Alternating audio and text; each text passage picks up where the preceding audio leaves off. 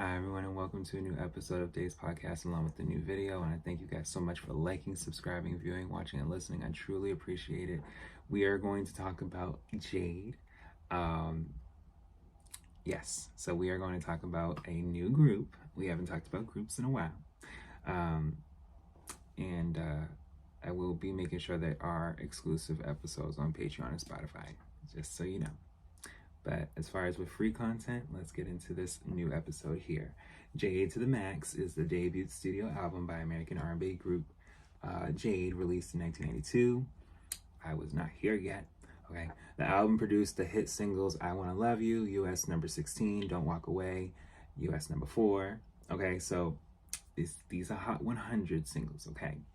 One Woman, US number 22. And Looking for Mr. Do Right, US number 69. So they have 4 different songs that were charting from this album. The highest charting one, of course, you guys know, Don't Walk Away.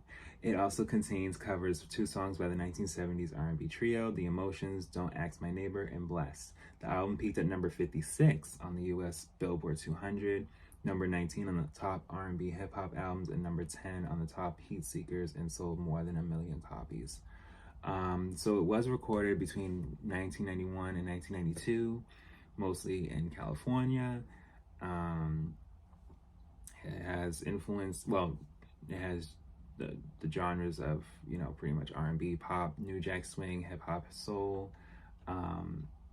Stevie Wonder was a writer on Don't Walk Away, and that's the first track. So yeah, we can actually talk about that now. So yeah, track 1 is Don't Walk Away.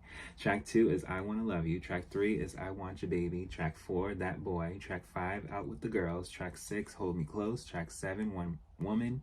Track 8, Give Me What I'm Missing. Track 9, Looking for Mr. Do Right. Track 10, Don't Ask My Neighbors. Track 11, Blessed.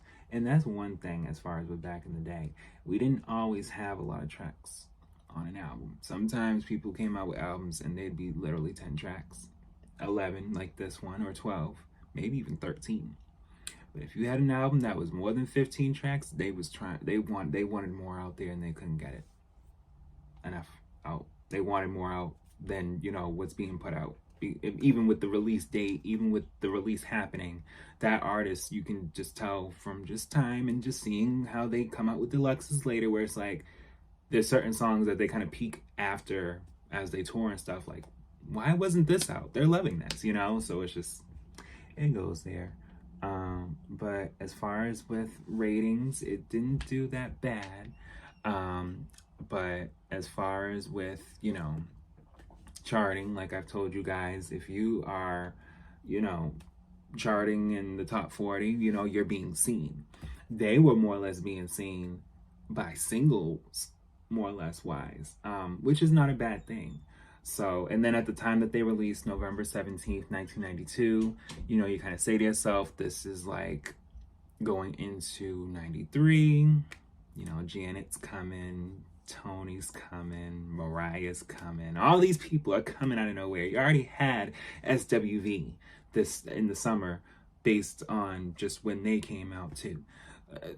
A lot was going on in the 90s, let's just say that. But I will say that, for them to peak at number 56, it's not too bad. But as far as being in the top 40, there's like a hope where it can kind of grow and kind of have you rise going towards the top 10, based on promotion and everything else like that. From what it has shown in time. I'm not just saying these things like I'm in the business. I'm saying it where I'm researching and I'm seeing like, all right, well, if they're touring and if they're having, people go to different sectors of the world to buy their albums and to see them, obviously they're going to sell. So, I want to thank you guys again so much for listening and watching, and I'll be back with more.